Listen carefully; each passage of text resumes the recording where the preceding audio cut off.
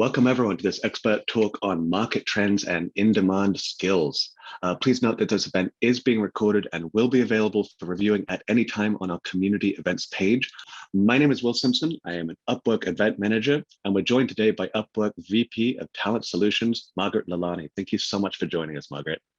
Thanks so much for having me. I'm excited to be here. Absolutely. Today, we're going to be covering a few topics. I want to start off with working with enterprise clients. Then we're going to dive into some market trends and insights and finish off with the top 10 in-demand skills for the technology, marketing, and customer service verticals, which are quite large umbrellas. Now, we're going to be covering a variety of stats and figures throughout this presentation, and they're collected from a few different reports, all published this year. I'll go ahead and drop both of these links, just like good stuff. So there in the chat, you can see the links directly to a lot of the reports that we're talking about here. And that's what we got. Yeah, and Will has done a really amazing job of assembling data for this session. I'm super excited to join him to review some of this and also bring some of this data to life via some real world examples. Absolutely. So before we dive into market trends and in-demand skills, I want to take a moment to contextualize working with enterprise clients and why it may be a good goal to be aiming for as an independent professional on Upwork. Now, many enterprise clients on Upwork are looking for longer-term contracts with independent professionals, whether that's ongoing work weekly or just repeat business periodically throughout the year. Now, enterprise clients will often leverage the assistance of internal Upwork teams to pair them with top-tier talent in the various segments they're looking for. And frequently, the job postings are invite-only and not visible in the standard marketplace view. When you log in and you're looking at the postings, a lot of them are hidden. Now, this really highlights the importance of having a super dialed in profile, which is continually up to date as you're upskilling, learning new program software, whatever the case may be. Margaret, can you tell us a little bit more about enterprise clients and why it's an important client segment for our talent community to be familiar?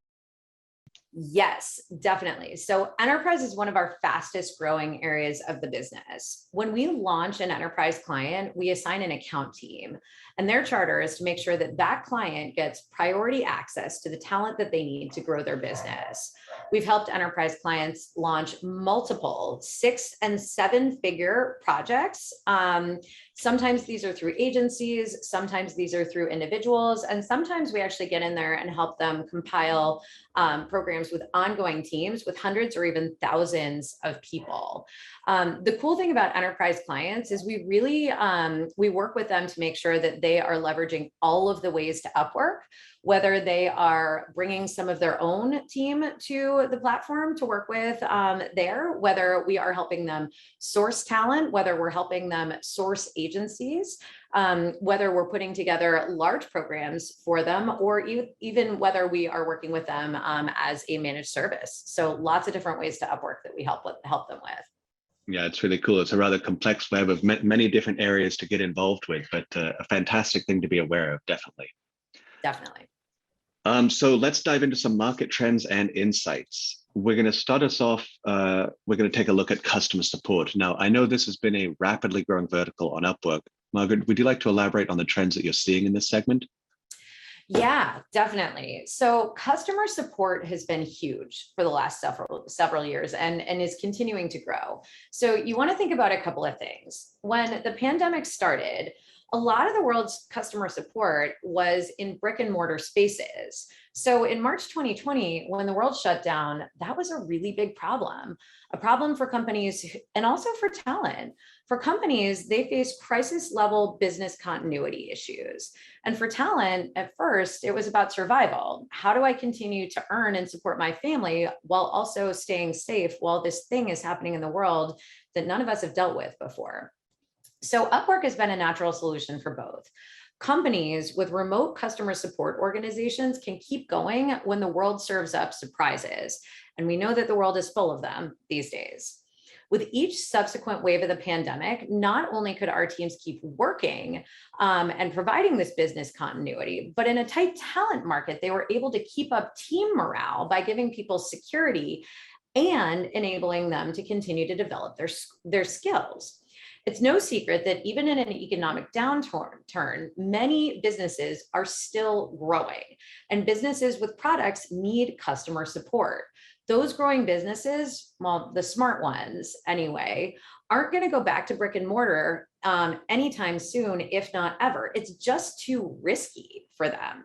Remote customer support is here to stay, and it's going to continue to grow. And customer support is the face of the organization. Good customer support people not only solve problems for unhappy customers, but they also help retain customers and really grow the business. There's competition for great talent here.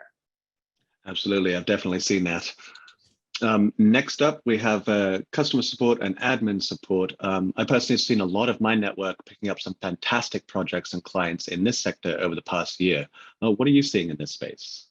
Yeah, definitely. So because of the demand for talent, companies have been more willing in the last few years to hire and train junior talent who show excellent aptitude and an ability to learn. The script of a CS call can be taught, but empathy and the ability to solve problems are skills that great customer support team members need to have to excel. We have several clients who we've helped building large customer support and technical customer support teams over the last couple of years. And we have run into some pretty big talent shortages here. These are Fortune 100 clients with exacting standards. We've implemented skills and language testing to ensure that candidates who meet hiring managers are what they need to see, meaning they have the skills that those hiring managers need to see up front. If you're interested in these types of jobs, it's critical that you have excellent communication skills. And for technical roles, there's opportunity to upskill into these opportunities by learning technologies and demonstrating your expertise with them. We had a situation a couple of years back where we had a large client who was looking for technical customer support team members to grow and support a newer technology. We'd only recently added that skill on Upwork, and because it was so new, not all of our talent who had that skill had added it to their profiles yet, which made it really difficult for us to find the talent. We had a choice of either going off of our platform and recruiting new talent, or thinking really critically about who on Upwork might have the skill but wasn't displaying it yet. So we took a look at profiles with related skills, and then we sent out a messaging campaign to that talent suggesting that if they had the new skill, to add it to their profile. And this really helped a lot. But we also still needed more people. So our client talent acquisition team went off the platform and found additional talent to join Upwork. We also asked our existing talent for referrals, since we know that great people know other great people.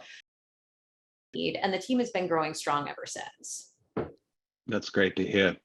Yeah, it's interesting to see a lot of the events that I've been working with, some of the other teams like the coaching teams, has been around where I've identified that, hey, there is a shortage of people with specific skill sets in these sectors, and sort of trying to gear events being like, hey, if you'd like to get some jobs, there's a lot of good jobs here waiting for you. But so from what I've been hearing, there's been quite a bit of demand for developer skills in many of our enterprise clients' projects. What are you noticing in this space? Yeah, well, the world is digital first these days. And if the last 2 years have taught us anything, it is that you must have a strong digital presence as a company to win. That means that not only do your products have to shine, but your website and your web presence have to showcase your brand. Corporations and consumers do not tolerate a clunky product. And as we all live on our phones more and more, the need for developers continues to increase. Agencies are a really great way to build your experience by working on projects as a member of a team. So similarly to developers, general IT and networking seems to be a very hot market segment, especially with so many businesses having to pivot due to pandemic situations. Yeah, definitely. So imagine early 2020 being an IT professional at a corporation and having to take your whole corporation remote overnight. We have seen a massive growth in this area, specifically with DevOps and networking teams. Some of our savviest clients are doubling down on these roles in partnership with information security to ensure that they have bulletproof networks that move really fast. Business continuity, and I know I just said this a minute ago, is more critical than ever today, and it cannot be accomplished without these teams.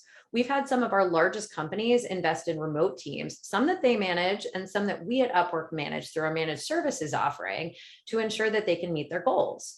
The cool thing about a lot of these roles is that they're long-term. These aren't just gig type projects. whether they look more like staff augmentation or whether they're going to be a long-term relationship where talent joins a bench for a company and works on periodic projects, but over a long period of time. Finding trusted resources is absolutely critical for these companies. So once you establish that relationship and showcase that you can be trusted and that you can do great work, there is massive long-term potential. Completely agree with you. And I was surprised by this trend when I first joined Upwork, years back. It was a lot more individual gigs, independent gig work. And then I've seen in my design and creative, I do graphic design. I've noticed a lot more of the clients are looking for sort of a guy ready, waiting in the wings for the ongoing projects. And now instead of putting out lots of jobs, I sort of have like my 9 main clients that keep me very busy. Yeah, it's amazing. Like when we talk with clients about the concept of building this talent bench and having this bench waiting for when their needs arise, so many of them are implementing this as a part of their long-term business strategy because it reduces their risk. People like working with people that they like and with whom they trust. So like this is something that companies are absolutely adopting. Totally. So our last segment here for trends is marketing. And what are we noticing in the marketing area? Yeah. So one of the things that could not be clearer in this digital first world is that companies need a strong online presence and brand. Without that, they don't attract the right customers, they don't attract the right buyers, they don't attract the right users, and they can't attract the right talent to do the work. You can have a great company with terrible branding and it will sink, regardless of how good your product is. There is massive need for branding experts and executors to do the downstream work of a branding campaign. Think asset creation, videos, illustrations, infographics, etc. With branding, we see needs from top-level talent like fractional CMOs to scope the vision, consultants to get in there and scope the work, and experts to create the deliverables. This is another really great opportunity to build your skills by pairing up with an agency to get some early projects under your belt and learn what the bigger picture looks like. Totally. What are we looking at here? Comparison of roles experiencing hiring difficulties versus roles in demand. Yeah. So do you notice that the difficulty hiring exceeds the roles in demand metric here in every category? It is so hard to be a hiring manager these days. The bottom line here is that the Great Resignation remains a significant issue for companies, and it's continuing to accelerate. To access the skills that they need in this competitive environment, companies are hiring more remote freelancers, they're boosting their pay, and they're offering greater flexibility around when and where people work. I think those are all fantastic trends. It's sorry to hear that they're having difficulties hiring, but I love that moving everything over to more independent remote work. I love it. We can help. We can help. Absolutely. So with the pandemic forcing so many businesses to go remote, it shouldn't come as much of a surprise to us that companies are increasingly leveraging independent professionals to handle these types of projects. Yeah, absolutely. So for me, this is a file this under duh. If you look at the last 2 years, if you're a company of meaningful size and you didn't use independent talent in the last 2 years, you are behind. There is no way that you got through 2020 and most of 2021 without engaging remote their goals. People are used to having options and they also have responsibilities. The quote unquote company man who works for the same company for 40 years is starting to become what my son calls a rare legend, especially for our graduated from college or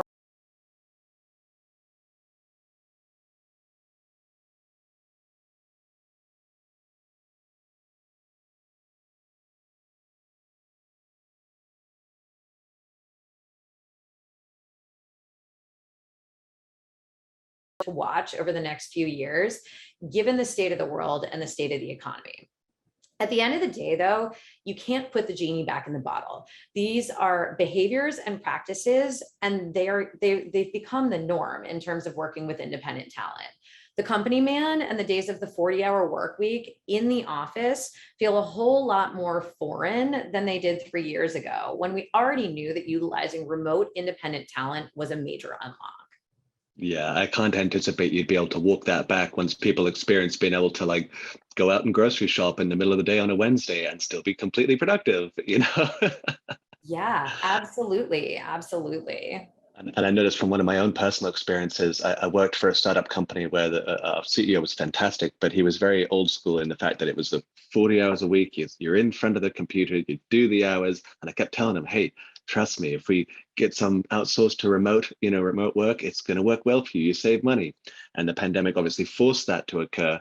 And as a result, even though he's very resistant to it, he couldn't be happier now. He's way more productive. His overhead has gone down significantly. And he's not only fishing for a talent pool of what is within a commute drive, which we're in LA at the time, which commute drive is not Oh, great, but now sourcing talent from all over the country and all over the globe, and couldn't be happier with it. So I think it's overall a force for good, even though people were resistant to it. 100%. So in addition to companies already leveraging independent professionals, many companies plan on expanding their utilization of these skilled individuals and agencies on Upwork over the coming months and years. Yeah, okay. So what I want to know here is who are the other 50% of companies out there who missed the memo? Like maybe they're all remote already, like companies like Automatic. We all know that there are companies out there who have put out the call to come back to work. Ahem, electric cars, not going to name who that is.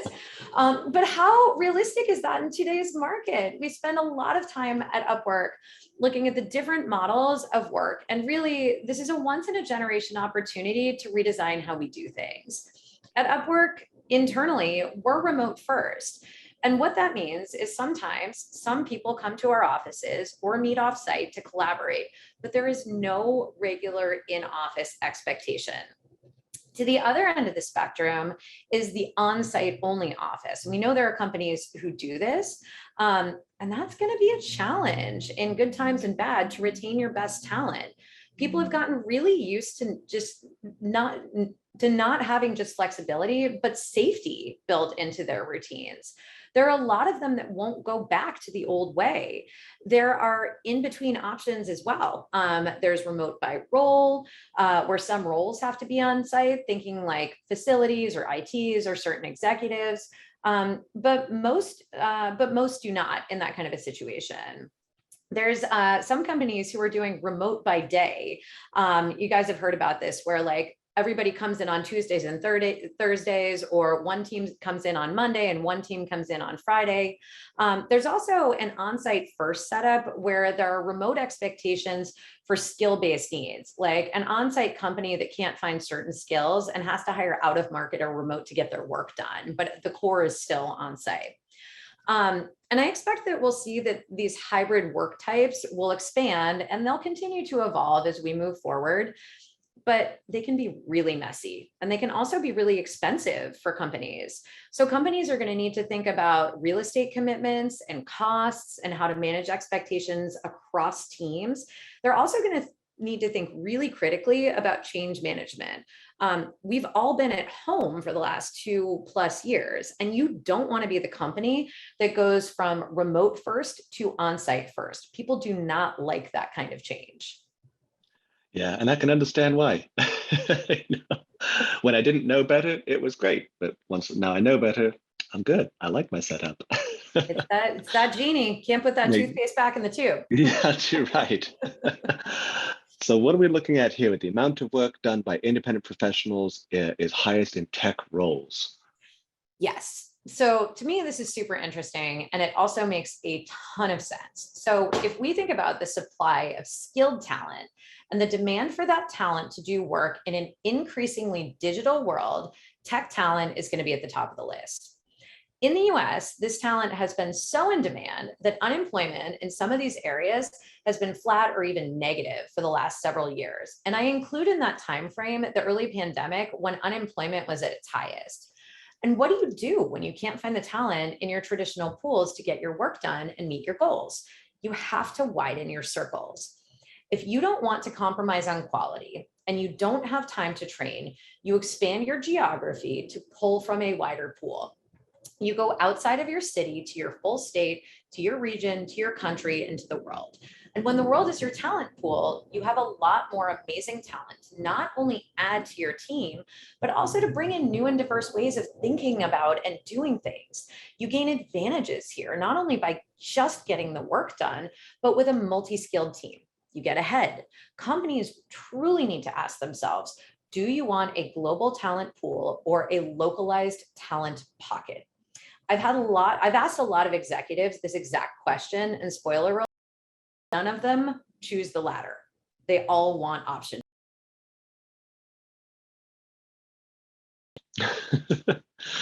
Now, next up, we're going to take a look at the most in-demand skills in technology, marketing and customer service. So first up, we're going to take a look at the in-demand skills for the tech segment of independent professionals. Now, what we're looking at here is a list of the in-demand skill tags for job posting in the tech segment. Not to say that the other skills are not also super valuable in this space, but aligning your skills to the market demands can be a productive use of upskilling efforts.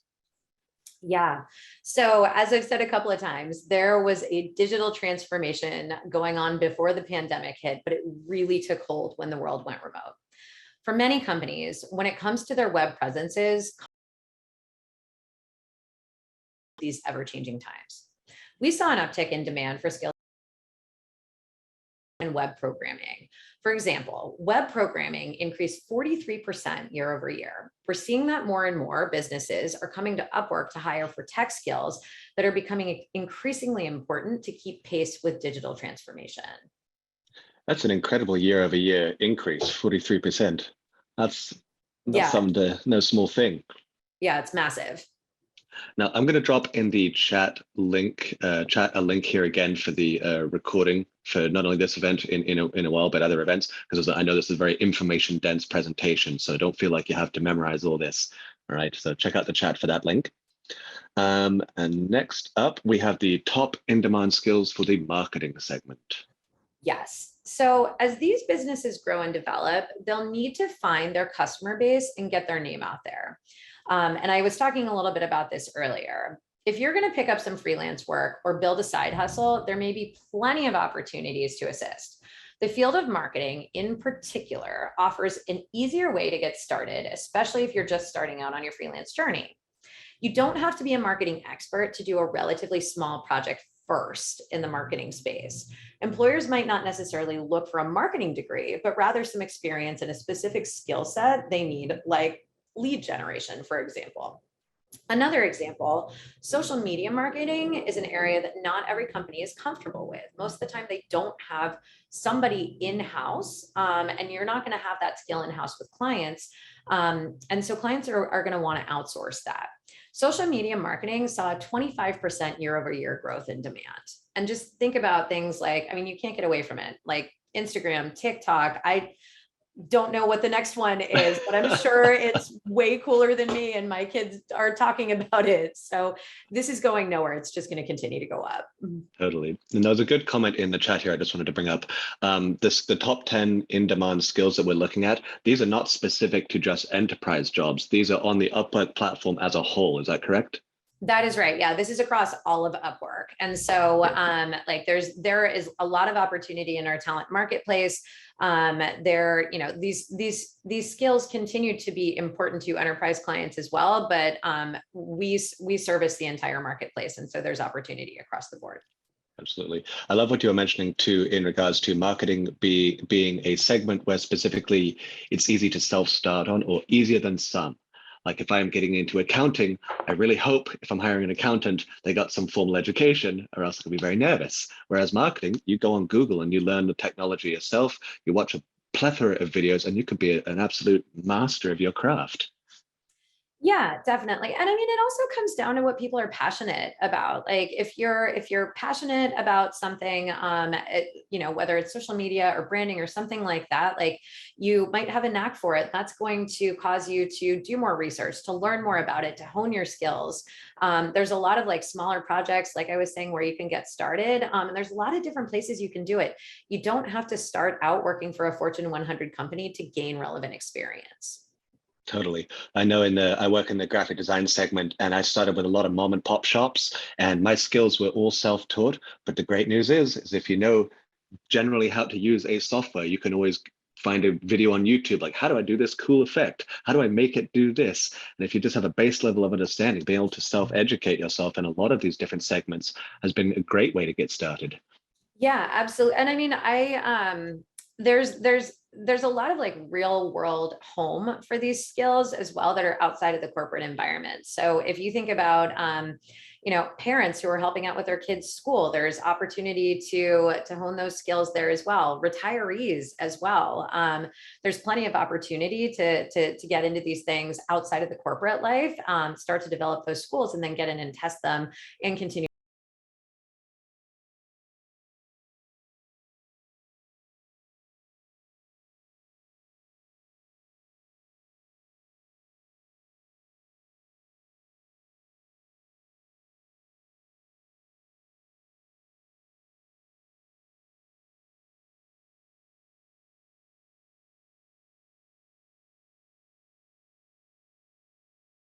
quickly and reliably get the work done.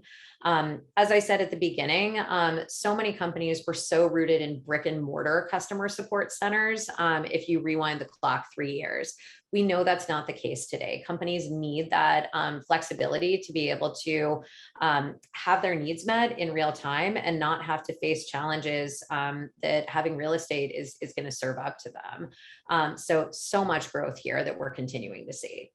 Yeah. I've seen quite a few people in the chat asking which umbrella design the graphic design falls under. I'm sorry, I keep using that example. It doesn't really fall into these categories. It is under design and creative. You can bet we'll have an event on that in the coming quarters, but probably not in this event. So no worries. So with the information that we have just discussed, I want to invite you to consider how this is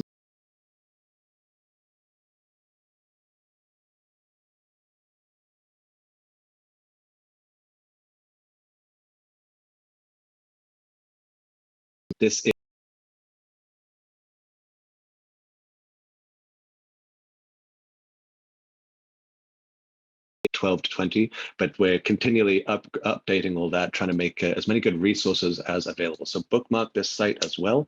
It is in the chat. Yeah, definitely. And so, I mean, we've used the word upskill so many times in this conversation already. I mean, the Academy is, as Will said, it's just getting started, but it's a massive resource center for prospective and ongoing freelancers. There are tools, there are insights, there's inspiration on getting everything you can out of our platform. It's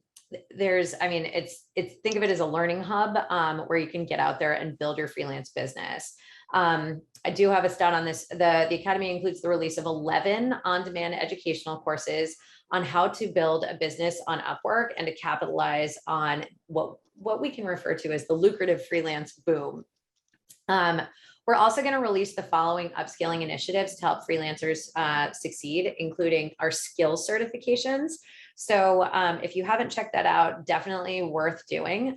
Talent will be able to learn about available skill assessments, access test preparation materials, and opt in for web, mobile, and software development skill certifications, as well as design and creative skill certifications.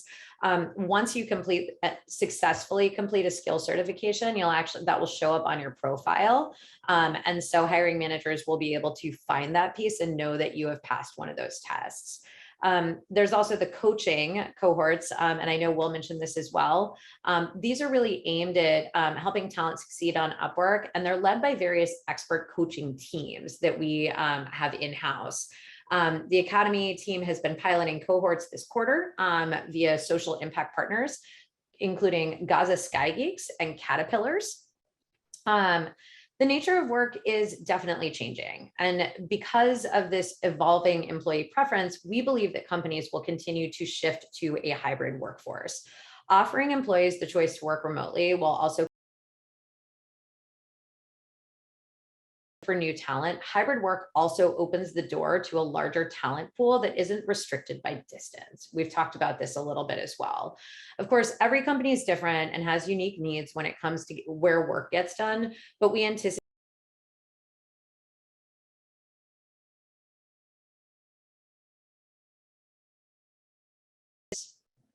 Totally. And on the topic of what you mentioned about the Academy coaching, the relatively new feature, for those that have attended any of the Talent Toolbox series that I do, the individuals that I have joining me on those events, those are the Upwork coaches, and they're talking to some of the information they go through. This is such a valuable resource, and it costs nothing, which I know people find it hard to wrap their mind around. We get free coaching. Yes, absolutely. So take advantage of that. It's through the Academy link there. It's a fantastic program and just a wealth of knowledge, whether you're brand new and starting out on your journey as an independent professional, or perhaps you've sort of got past that beginner phase and you're wondering how to break into that next level. How do I get to that next level of freelancing? So we've got a bunch of good questions here I'm going to go through. Keep in mind, if your questions are more support or individual account oriented, we're not going to be touching on those. If you have any tech issues or something like that, I do recommend you reach out to support directly. So don't think I'm ignoring on that. But let's dive into some of these questions. Okay, so this is a question about how can I be visible to enterprise clients? They're thinking that they don't necessarily show up on the first page of a general search. What are some of the things that we can do to make sure that when we're trying to get paired up, how do we be attractive to those folks from your perspective? Yeah, this is a great question. And so there's a few things that you can do. I mean, first, have a great profile. Make sure that your profile touches on the skills that you have and the areas where you are able to provide the best work. That's kind of the first and foremost. Make sure your profile is concise. Make sure it has the right terms in there. Make sure you've got a professional picture as well, because you only have a couple of seconds to make a first grade impression. Now, I know that doesn't always solve the page one challenge that you referenced here. And so there are a couple of other things that you can do that will help you get listed in the right order for the right searches. One is the skill certifications that we just talked about. So if you have web, mobile, and software development skills, if you're a design and creative professional, definitely look into the skill certification programs because these are going to help get you to the right place, not just with enterprise clients, but with clients all the way across Upwork that are high value jobs. The second thing is some of you guys might have heard of our Talent Scout offering. Some of this is focused on our clients. It is an online staffing or remote staffing offering where we work hand in hand, one-on-one with hiring managers to pair them with the best talent for their jobs on Upwork. And frequently this is for longer term staff aug type roles. This is also focused on web, mobile, and software development, design and creative, and also sales and marketing jobs, but we are expanding to other categories.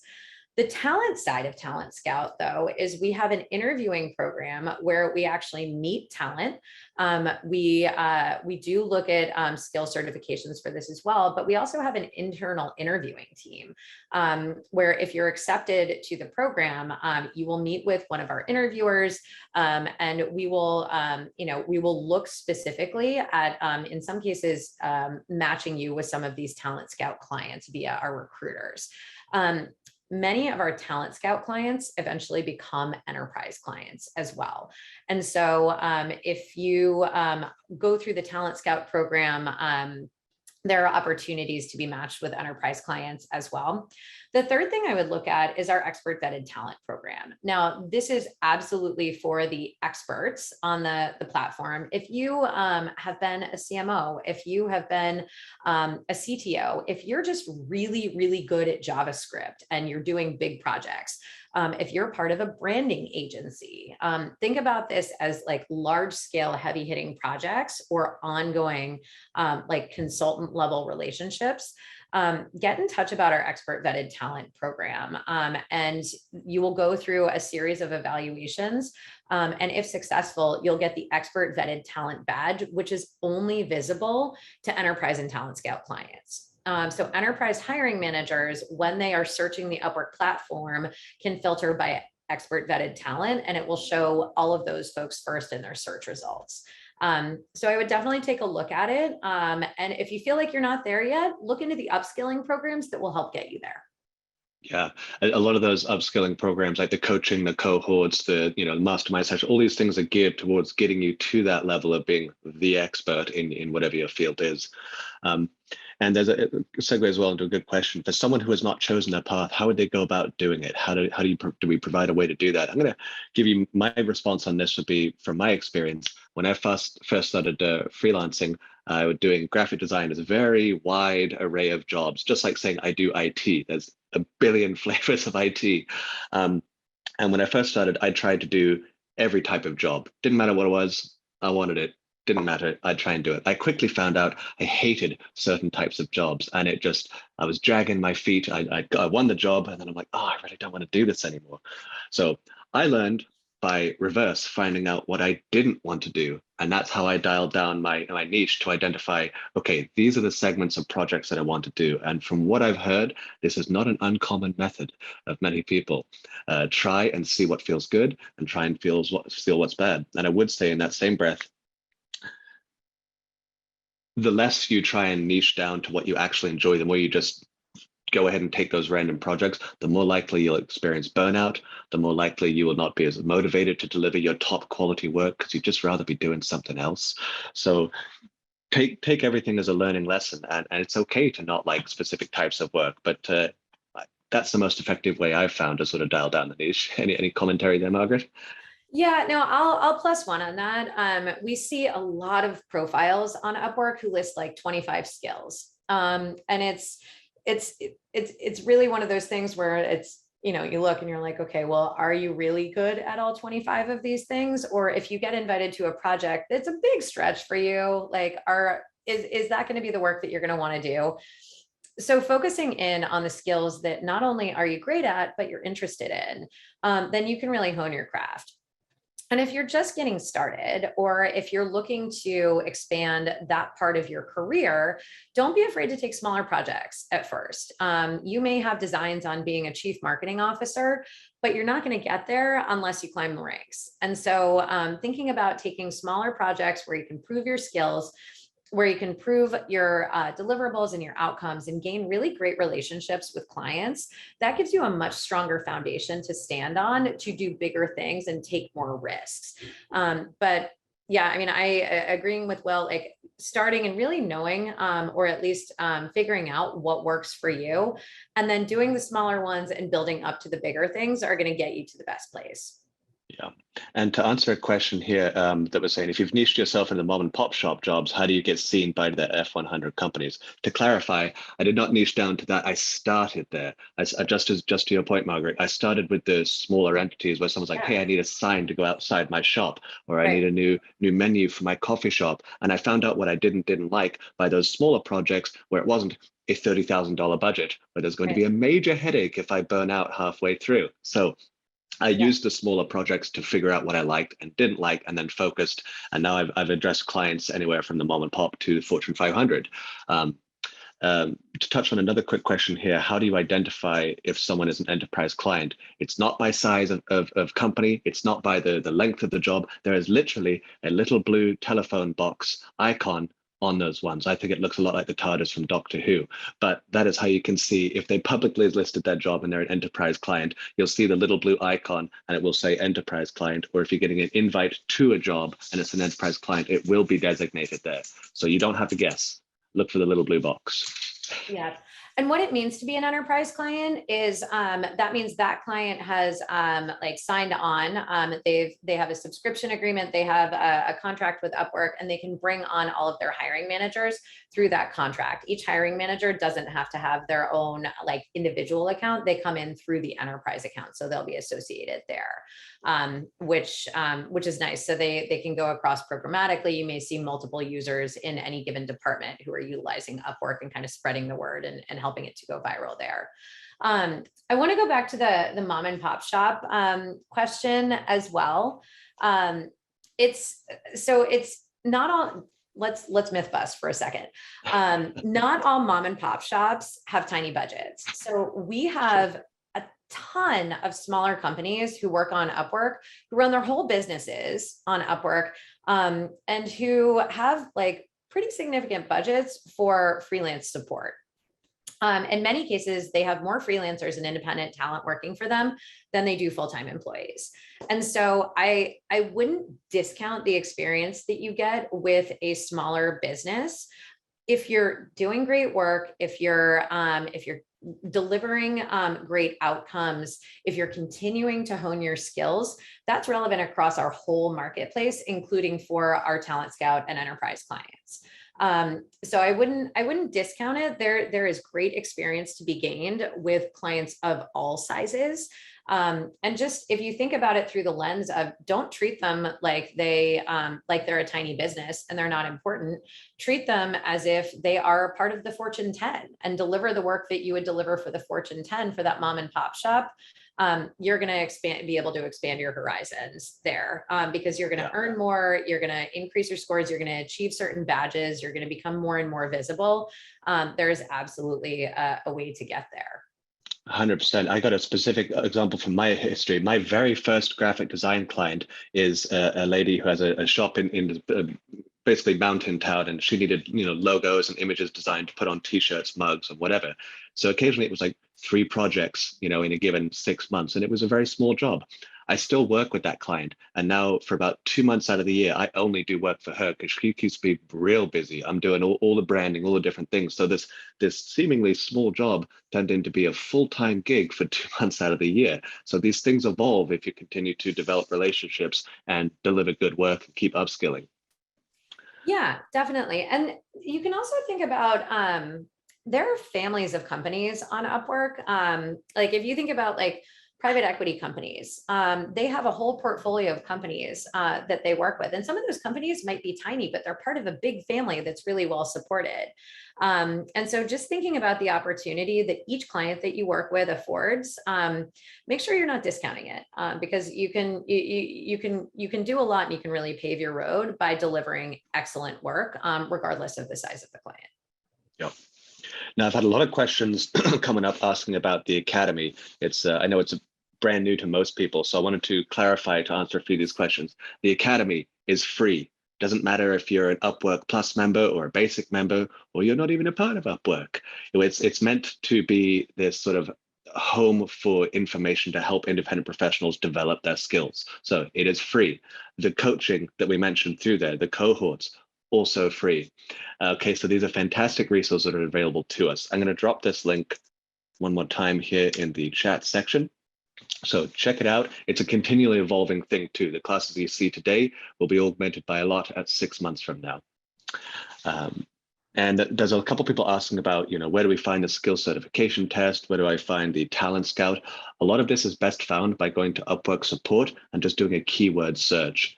If you've not been there before, I'm a bit of a data geek myself, and it is a fantastically indexed resource. You don't have to scroll through 6 articles to find what you're looking for. You put in a keyword, talent scout, you've got it. There is your answer there. I promise you that. So leverage that. I highly recommend it. Let's see, pull a few more questions here. It's a good question to sort of approach from an abstract sense. This person is saying their background is in health. Is there a niche for this on Upwork, and how could I get more skills to improve my chances? I would say that a lot of people found themselves over the past few years where maybe they've been at their career for a long time, maybe a short time, but maybe a job evaporated. It happened to a lot of us. That's why a lot of us are here on this webinar today. Just because you have skills in a certain segment does not mean you don't have translatable skills around it. For instance, there are a lot of medical device companies that need manuals created. And so that's more of a technical writing skill. But if you have knowledge in the health industry, you know the jargon, you know what sounds right and what people expect in this space, you can back into some other skills and see, okay, maybe there's some other ways I can use my background in these completely seemingly unrelated segments. Yeah, absolutely. Absolutely. There are industries and then there are skill verticals. And you can almost think of them as like a matrixed piece. Like what are the adjacent skills? What were you doing in health? That's an industry, but like, what was your function within the health industry? Were you in a customer facing role? Well, maybe you should be looking into sales and marketing. Or perhaps you should be looking into customer support.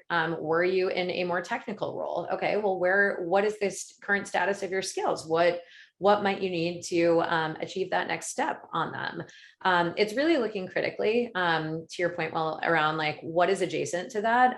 And also going back to some of the earlier points, what do you like? What are you passionate about? What's going to get you out of bed in the morning? What's going to make you feel good about the work that you're doing? Where can you add value? And really thinking about kind of what's at your core will help you go in the right direction.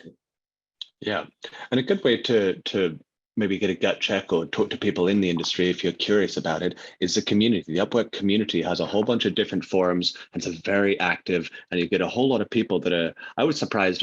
I assumed it would be mostly newbies in there when I go in there, but no, you get the tops of the industries actively commenting on posts in there. So like if you're wondering, how do I dial in my proposals? Why isn't my portfolio getting a lot of eyes on? Go talk to these folks. I have my own opinions from my experience. That doesn't mean it's law.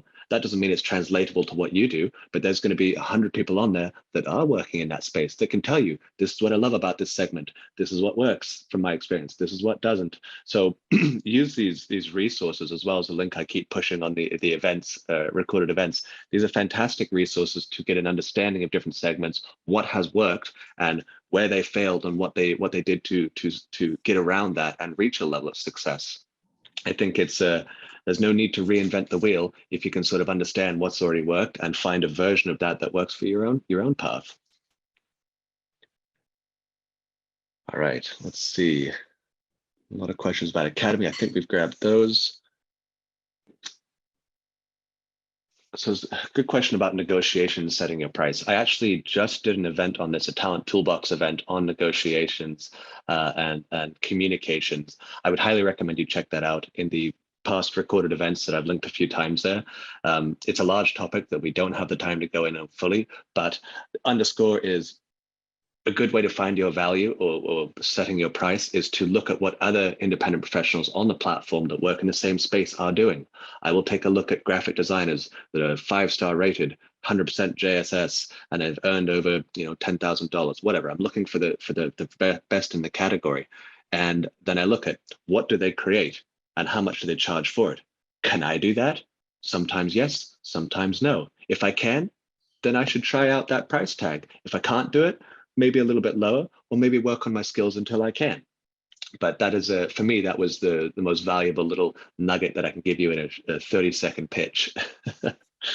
Yeah, definitely. And what we also focus on with hiring managers, obviously there's the other side of this, is thinking about a total budget, especially when we're talking about hourly rates. Like if you take the example of hiring somebody at $100 an hour, but they're going to get your job done in 2 hours, versus hiring somebody at $20 an hour, but they're going to get your job done in 50 hours, which one do you hire? What's your time worth on both sides? And so not only is it the hourly rate, but like really like the total time commitment and the total dollars involved. Fixed price projects can be a little bit harder, but it's all the same equation. It's really like, what are the different components that I'm going to put together that are going to allow me to deliver this? How sure am I that I can get done with those things in the amount of time that I think it's going to take them? And how can I break out the right milestones there? And so really just being strategic about it.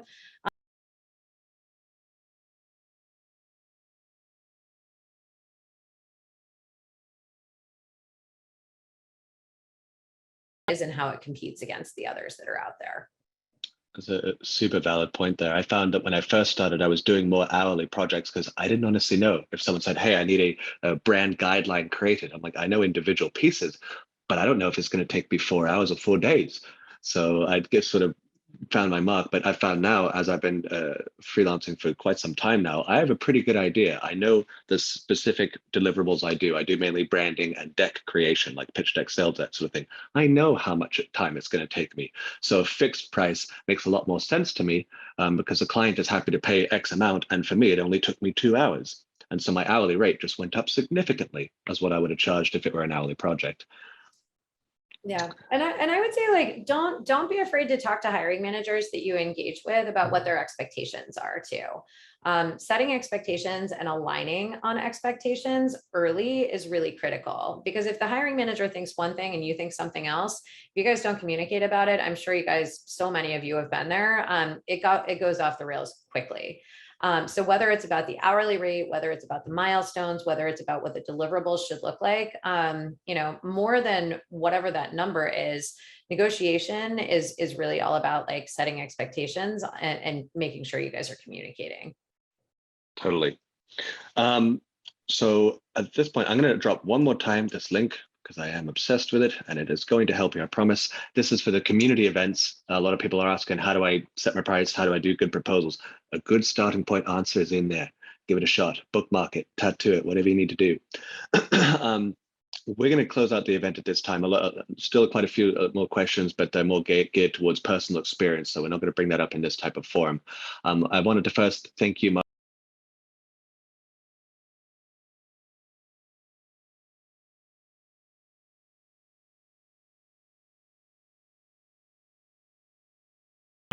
Yeah, my pleasure. And thank you everyone for taking the time and joining us today. As we close out the event here, there will be a post-event survey. Just like when you finish a job for clients on Upwork, that feedback is super useful. If you like the content we have here, or you want to hear about specific topics, tell us. We custom make all this content to make sure we're providing the most valuable to you. So the more information you give us, the better these get. All right? So thank you so much, everyone. Have a great rest of the week, and I look forward to seeing you next time. Bye-bye.